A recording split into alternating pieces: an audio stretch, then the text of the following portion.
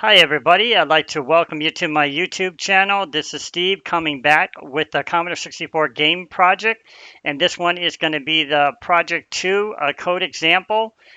This series I'm going to demonstrate how to go ahead and use your own scrolling technique. So essentially, we're going to use maps from CharPad and implement them into the game so that if you build your own map in CharPad, you will be able to add it to the project. And for this example, you'll be able to scroll it. And if we don't run out of time today, I'd also like to cover some of the interrupt routines that you can do with your project as well. Let's get this started. Okay, guys, let's do this. This is going to be the code example for project 2.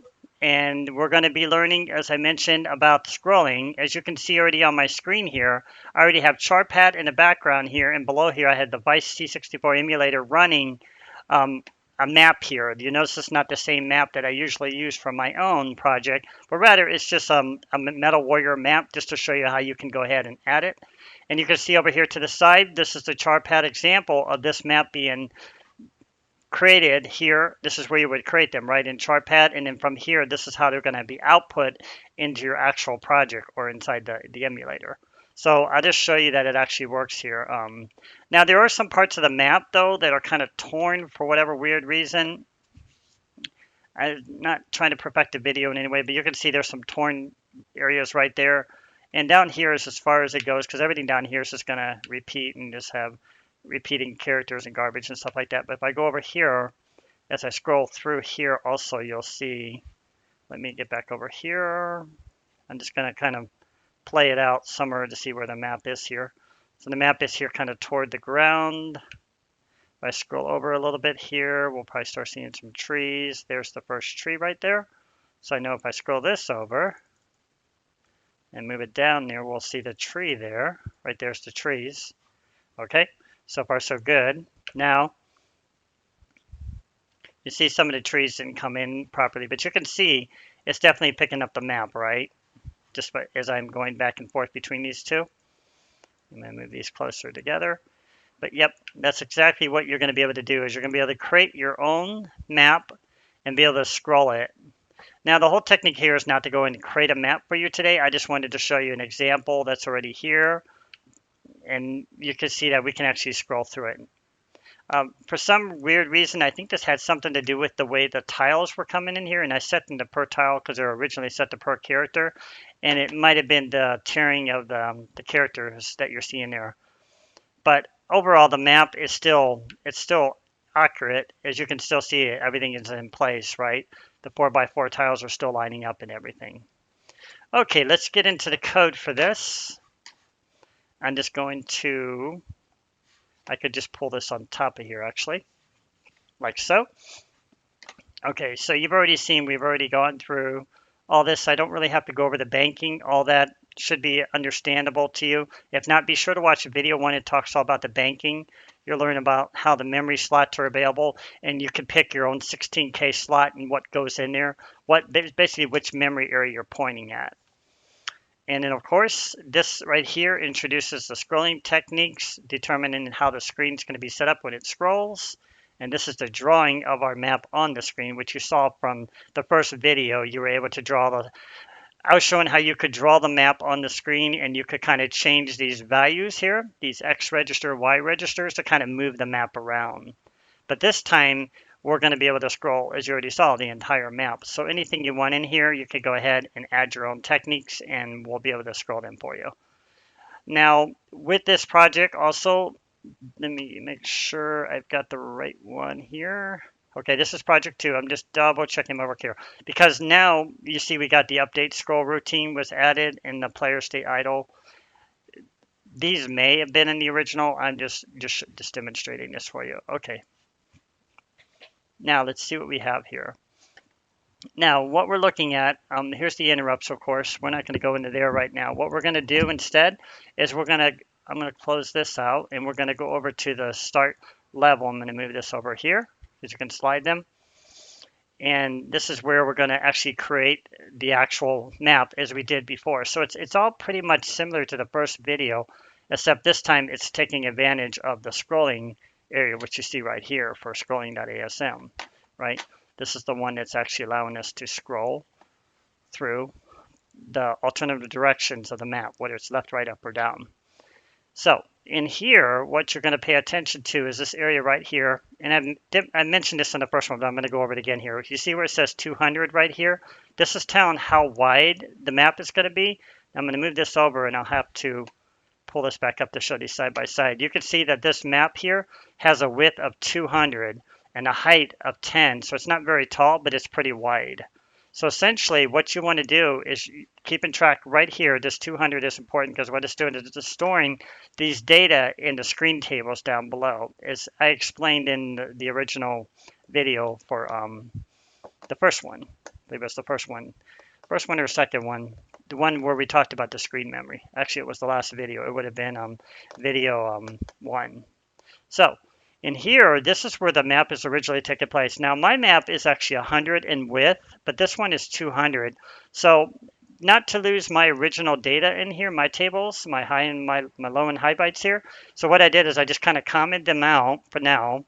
And you can see I have the new ones inserted in here because if you look at these ones again, just to kind of make sure you didn't miss that. These are going 100, 200, 300, 400, 500, right? But these are jumping in segments of 200 because the map is 200. So basically it's saying 200, it draws the first line, 400, it's down to the next line, 600, 800. So it's able to always draw the incomplete map on the screen for you. As you scroll through it, it reads these values in memory where it's tracking it and it writes the data to the screen. As you learned from the front, the back buffer and the front buffer are moving back and forth between each other as well. Okay, now that's the first part. Now this down here is the other low byte lines for the big map. I also have Robocop in here. You might have saw that, and Turrican was in here too. I don't think I marked up Turrican here, but I had them both in here. So these are the high bytes, right? And these were my original ones again by 100s, right? And then the high bytes here are the ones by 200. So if you're going to add your own map, you can always go ahead and, like I said, you can change that first line up here at the top of the screen here. And I'll move back up there so you know where I'm at. I'm going to go too far up here. It's right here. So it's inside of the draw map routine. At the bottom of the draw map routine in the at loop section, you'll see the add pointer. So this is essentially our macro to read that area from the screen. Basically, it's reading the data, and this is reading our map mem right here. And it's writing it over 200 there for us. And you can see that compare 5. So basically, that's drawing the total of our 4 tiles. Although when it hits 5, it stops. Okay. So down here again, this is where you would change them and add your own stuff. So let's switch this out now. Now that you saw that map, I have Turrican in here. There it is right there, actually. And Turrican starts at 100, just like mine is. And before I miss something here, let me make sure I'm looking at the right ones here. The Turrican here, which I also need to show this to you. I missed something really important here. So let me pull the main back up here again for you. And scroll further down here. Right here at the bottom, you want to pay like we paid attention in the last video. In this one also, we're going to be changing these values right here. So essentially, you're changing where the directory is pointing to. So it knows on your folder that those files actually exist. And then I know that this is stored inside of Project 2 because we're working on Project 2. So that's down here. And then we're going to go into, oops, I think this flipped, but it's right here actually. And you can see here's the Metal Warrior. Here's the parkour maps, the original. Here's the Robocop, and here's the Turrican. So if we go into here, as we're looking at Turrican right now, and open it up, you can see these are all the Turrican maps I put in here. So I actually have level 1 and level 5 in here. But on this example on the screen here, for this Turrican, we actually have level 5. So we'll be using the level 5 data attributes and all the binary data that's going to be written to the screen there. So what we're going to do, what you can do is, since we already have Metal Warrior active here, I just go ahead and I comment it out. So if I need to jump back and use them as an example, I can quickly do that. And now we'll go inside of the other one for the Turrican, which is this one, excuse me. And we're going to uncomment that one, right? We're going to go down just a little bit here, and we're going to comment out our Metal Warrior again. And then we're going to go up just a Turrican here, and we're going to uncomment that ink bin. So we're needing these ink bins. And then we're going to comment out our Metal Warrior down here. and we're going to uncomment our Turrican ink bin right here. And there's one more down here, so we're going to comment out this one for middleware, and we're going to comment in the one for our Turrican, which is right here. There. So you should have a total of 4. And if you want to break it down like this, in case you didn't catch this in the first or second video, right here, what this is doing is it's reading in the character set. And I could show you this. We're going to lose the screen here again, but our character set is actually right here. This is our, I'm sorry, character set right here tells you it's our character set. This is our character set, right? This is reading all of the characters that create our map and draw it on the screen. And then from here, you got your character editor. So when you click on the tile, it's going to show you what they look like in the 8x8. Well, in this case, it's a 4x8 format, it appears to be, because of the multicolor. And over here, we got our tile set. So this is where it's reading in that tile set. You'll see that on the screen here in a minute. And then the tile editor is just being used. It's not being used by the binary files, but it's just showing you what it would look like if you were trying to design something you wanted to see it big time here.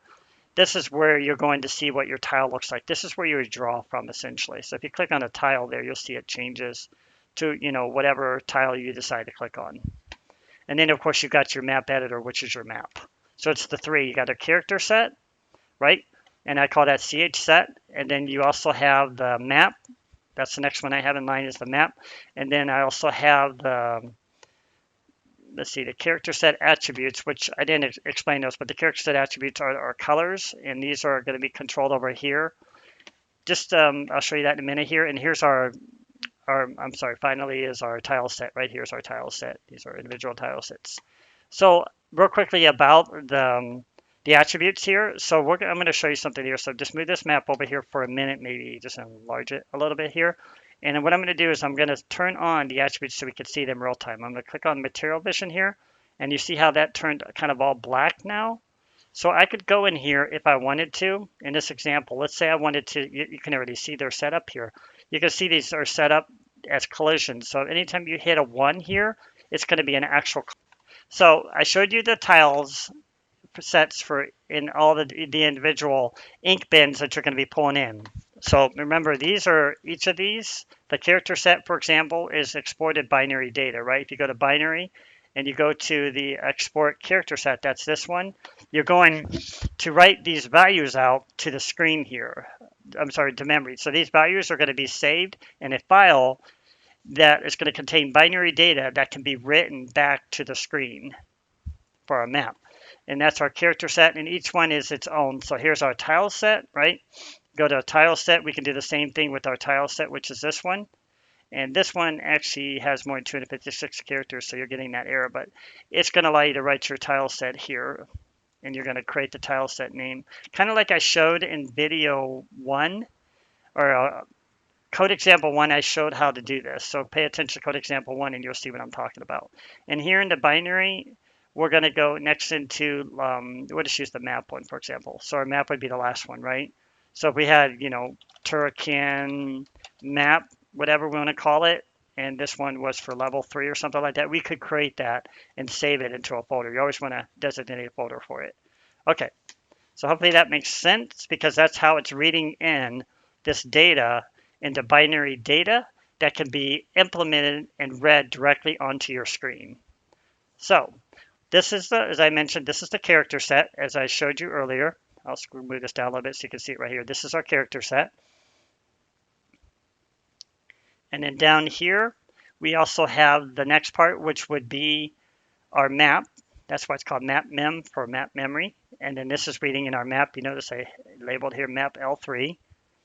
And this one down here, these are attributes. These are the color attributes I was talking about earlier there.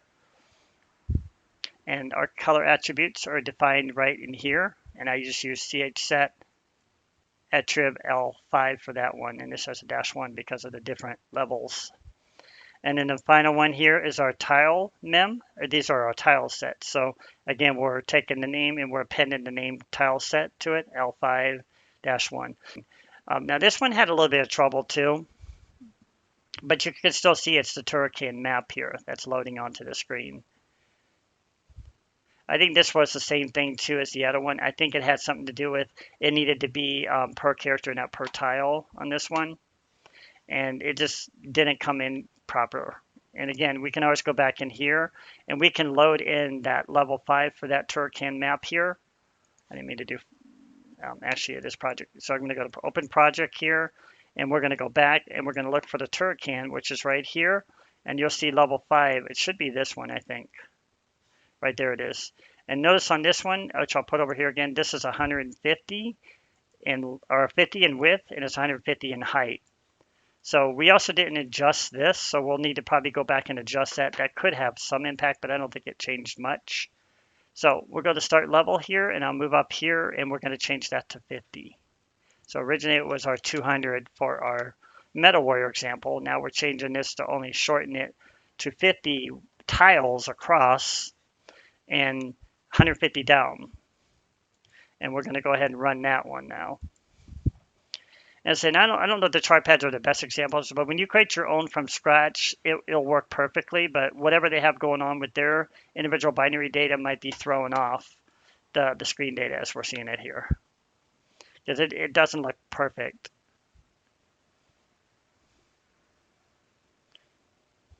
And that's why I originally didn't want to use this one as an example. It's just not, it's not a very good map example.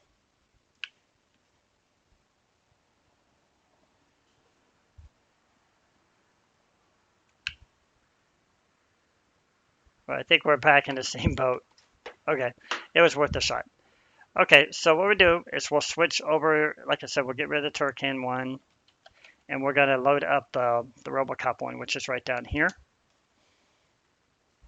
And comment out the Turrican, get our RoboCop.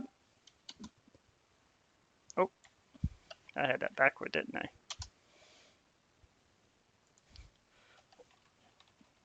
Turrican, RoboCop, attributes, and Turrican, RoboCop, attributes. So let's double check it. RoboCop, RoboCop, RoboCop, RoboCop, and everything else is commented out there. Okay, we'll go ahead and rerun it again. Learning curves.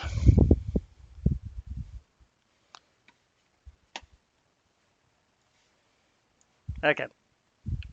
So this one, I think it starts on, here we go. What I'll do is I'm going to load up the RoboCop one here too. So this one is RoboCop L3, level 3. So let's get that one up here. Here it is, RoboCop. So L3, and we'll see L3 right there as an example. You saw the cars down there, right? The bottom there. Kind of expand this one out a little bit so you can see it there. And I'll put the map back on. As we scroll through it, you'll see it. The cars stacked on top of each other.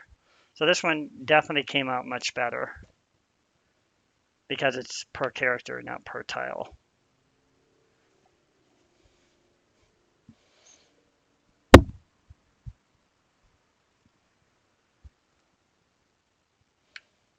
And this one doesn't really let you go up and down very far because it's not a very high map. Let me see, does it have 2 levels here? It actually has a top part here, it looks like, but there probably isn't much up here to see a couple of that stuff. Let's see what we see up there.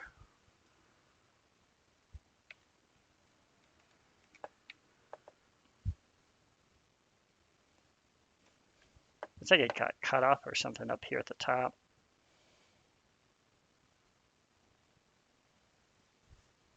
Let's see in this section, let's see. That's right there. So that we can tell the tiles are lining up. They're just not all reading on the screen properly again. But there you go. There's several maps we just created already. And you can see, again, this one is a width of 41 and a height of 8. Now, we know we didn't go in and correct those, but we can. I don't know how much impact it has, because what happens when that start level first loads up, it loads it up on the screen the first time. As soon as you start scrolling the map, it puts everything back into order. So I don't know how much of importance that is. That's just when you first load up the map and the players are ready to play the game. You always want to make sure that they can see the screen as it should look and appear. So I could change that to 41 too. So when it first loads up, it'll appear normal in that way. It's width of 41.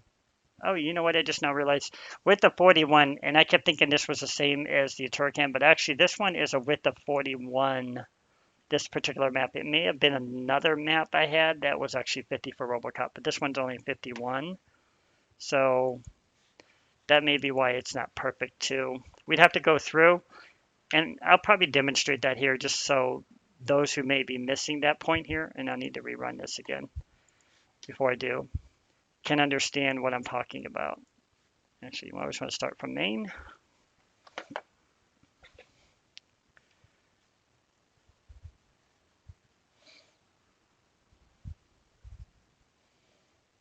Okay, let's see if we get anything different. I'm going to scroll the top part this time to see if we can find those hanging hooks or whatever you call those things that were hanging over there. See if it looks any different. I don't think it'd be much different. And it only goes down so far. Right here. This would be the bottom right there again. It's probably about the same.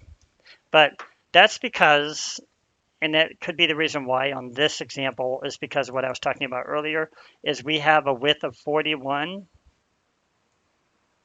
right? This is a width of 41 and a height of 8. So in this example down here, if we look at our map data, our low bytes here are counting by 50s and not 41s. So instead, if I counted these by 41s, and this would be 81, and so on in that manner, then it might align the map better. So if you want to try that yourself, maybe I'll pause the video and try to go back and do that. I just wanted to give you guys something to start with so you know how to go ahead and add your own maps. And hopefully this has been enough information for you to really be able to follow how to just the design of the map process. Now, this is not a CharPad example where I can show you how to build a CharPad for map. That would take a lot more time, but just wanted to show you these are the examples. And you can go to any of these CharPad examples and you can add any map that is 4x4. So you're always going to look for the 4x4, which is 4x4 tiles. So you can see the Metal War, I used that one. Now Monster and Mayhem also has 4x4 tiles on it. So these could be added in if you wanted. This is a very small map here, but it scrolls longer. You see it's 240 across. So this one's kind of like, it's Monster and Mayhem, right? It's a platformer. And then if you wanted to skip over to like one of these, you could see that's a pretty nice looking one. You could scroll across it again. And we could add this in too as well. So any of these tiles you create in here can be added into your project. So your interrupt, we're going to go up to the last interrupt on the screen, which was our Q scoreboard. We're going to add in your interrupt, and this is going to be reading it from raster line 249. It's probably way off the screen here somewhere. Actually, no, it's 40. Sorry, so this one's reading from 40. So 40, somewhere kind of toward the top here. If I'd done it properly, then we should see those color bars. Let's see if that worked. I made some changes this one, so it may not work. It did. Perfect. So there's our scroll bars. They're kind of a little jittery there, but you can see it created our little color scroll bars going across the screen. So remember, the raster is setting your own program interrupt there after you turn off the regular I/O keyboard and all the other stuff that goes on with your computer. And then you take over and you add in your own user, I call them user-defined interrupts. And whichever line you want to set them on, that's where they're going to be taking effect. So these ones I started here at 40. And I just kind of scrolled it down here until I occupied these lines. I could go further down or whatever. You could do this with sprites. You could have a sprite on the screen and you could set a raster interrupt for its position and move it around. And then you create what's called multiplexing and all kinds of cool stuff. So I think, like I said, for the last part of this video, I'm going to go ahead and show you how to calculate these. I'm going to see if we can add actually, let's have a little fun. Let's add in Spottyland here. I think that'd be a good one. Although I am not set to scroll up to 243, but we could at least see part of this map scrolling through here. It'd be kind of cool to see this one. And let's see how we do here. This one is set to per character. Let's see if there's any materials set on this. I don't know if they have any materials set. They do have some materials set here for the E. They're using the E value there. So, okay, cool. All right, so let's go ahead, and this one is going to be 243, and this is where we all have all original projects right now. So I'm just going to create this one and just call it Mayhem for now, make it easy, right? Now we have a Mayhem folder, and then we're going to go ahead and start capturing this data. It's per character, as we know. So we're going to import, export, binary, and then we're going to import. I always start with the map. And since this one is Mayhem, I'm just going to call it Mayhem, and it's Spotty Land, was it? Spotty Land. I'm just going to call it Spotty Land, like that. And this is our map. So after that, you're going to put the word map. That's just how I kind of append it, so you can keep track of what that binary file is for. So we'll save that. And just to make sure I have this in the right folder, it's a good thing I checked it because it wasn't in the right one. So I'm going to go over here. I know where I'm going. I'm going to go into project 2. Where did it get moved or something? Yeah, it got moved up here. Project 2, and then we're going to go into our main project in our Mayhem right here, and we want to save it. Always save it in that folder where you're pointing your directory to, or otherwise it's not going to find the actual file, and you're going to get an error. So, import, export, binary. We're going to go to our tile set this time. It'll always also leave a lot of it on the screen. Makes it a little bit easier here, so I just go back like this and just kind of erase map there, and I'm just going to append tile set to it now. And import, export, binary. Now we're going to go into our chset attributes. At this point, we don't really need them, but if you wanted to make collision detection later, it's important to add them here now, so we'll add them anyway. And then it's also our color data, so our color RAM data, so we actually do need that, excuse me. So character set, and what I do for this last one is I just take off the chset, and then that includes all 5 of them. So I'll open them up and show them to you here. Actually, it just reset everything again here, so let's go back and into our project to show you. Oh, actually, because we're inside of here, you won't see it, but if I set that to any file, you'll see this is all the binary data we just created. Remember, we created our map, right? We created our tile set, we created our character set attributes, right? In recognition to each of these that's being used from CharPad, and our character set right here to read in individual character set data. And there we go. Now that we have that, the next step, what I'm going to do here is I'm going to minimize this a little bit here off the screen so we can kind of keep this in segment with what we're doing here. And I'm going to put our CBM Prg Studio up here so we can kind of see it here. I think that's good right there. And now we're going to actually, because we have these files, what I like to do is I like to just usually copy one of these. And actually in this case example, so I don't confuse you, I think I'll just start a new one here. So we'll just say Mayhem and Monsterland, right? And this is our Spotty Land level. And then down here, we're going to just start with incbin. And you remember the folder, we just called it Mayhem, right? Now we want to start off the first attribute, the first binary files. So we're going to go locate those again, and we know they're right here, right? You can see it's called, remember this, you always want to find out which one you're under. This is the character set, map char mem. This is our character set. So we're looking for the ones, if you look here, chset, it's looking for chset. So it needs Mayhem, Spottyland, chset.bin. Let's see if I can do that one right. And I leave it on the screen there so I can kind of see it anyway. So Spottyland, chset.bin. And what I usually do is like this, I just copy them and just kind of move them down and then change the individual binary data that we're pointing to. Okay, so this one goes after MetaWarrior, and this is our map now, so we're reading in our map data. And this time from our map, all we have to do is, yep, you guessed it, just click right into there, backspace out of that, and now we got our Mayhem Spottyland map. If you look over here, we got our Mayhem Spottyland map.bin.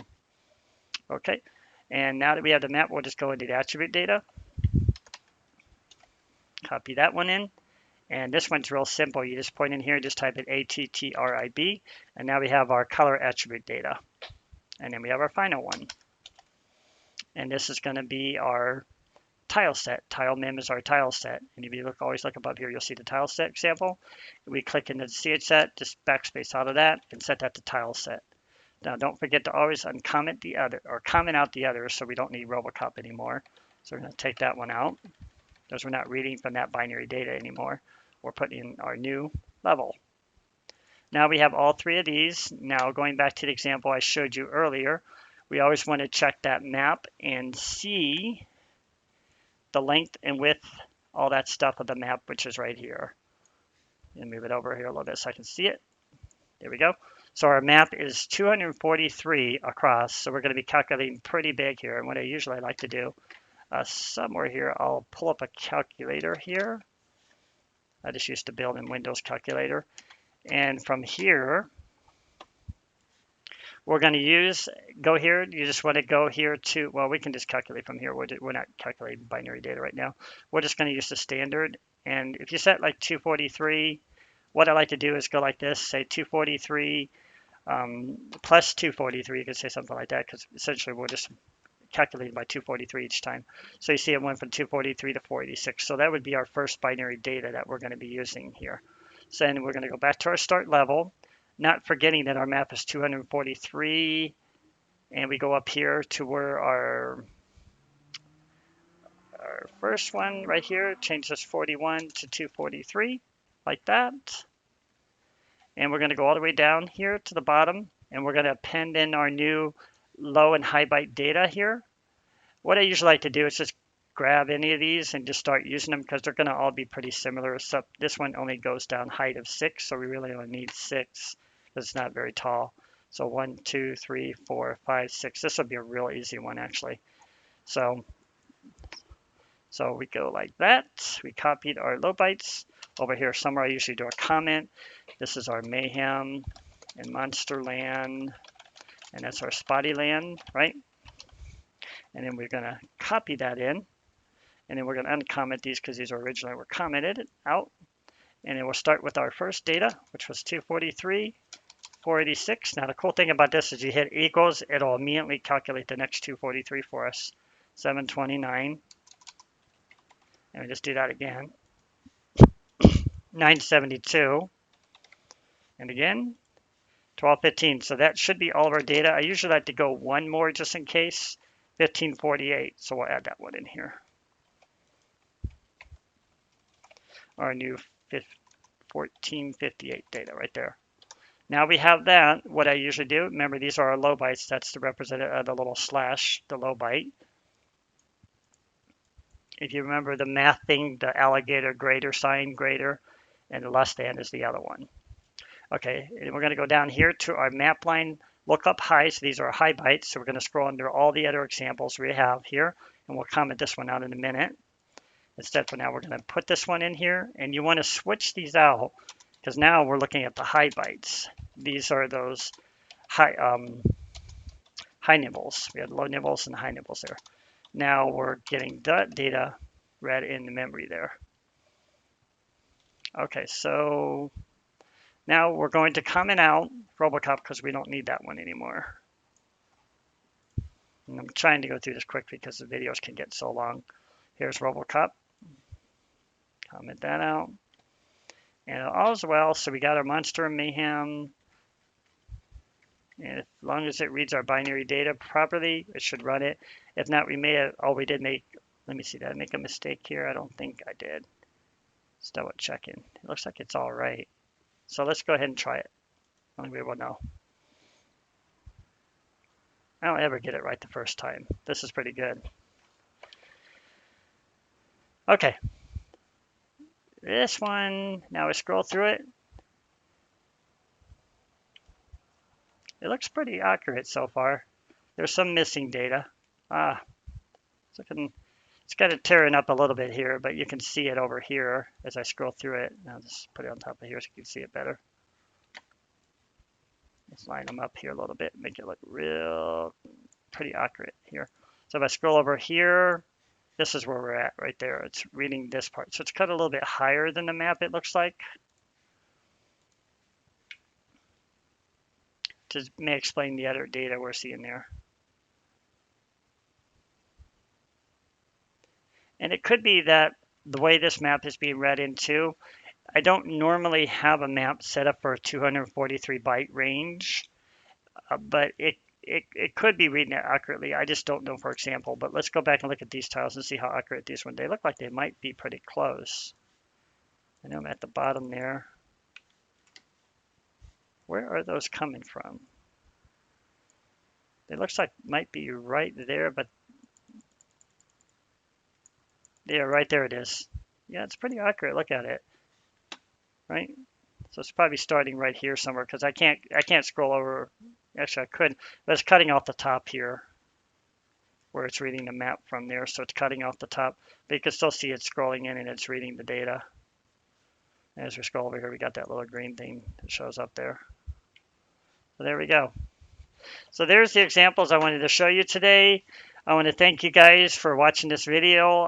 Feel free to leave your questions. I'll try to remember to put an open area on Facebook where you can go ahead and leave comments. You can also leave YouTube comments if you want. I always appreciate that. Um, Let me know what works better for you on engagement. YouTube is harder because sometimes if I answer a comment, somebody might not come back right away. On Facebook, though, I'll have your information and I can reach out to you directly. So I appreciate it, guys. I appreciate you bearing with me. These videos are not easy to put together. I've already put all the projects together, but you really have to put everything together. You have to record the video, then you have to go back and edit it. So a lot of that takes a lot of time. Thanks so much for all your subscriptions or time. I look forward to seeing what kind of projects and games you're going to create out of this, and I'm excited to see where it's going to go. Stay tuned very soon. We're going to be getting sprites up on the next video, so good things are coming. Thanks for watching, guys.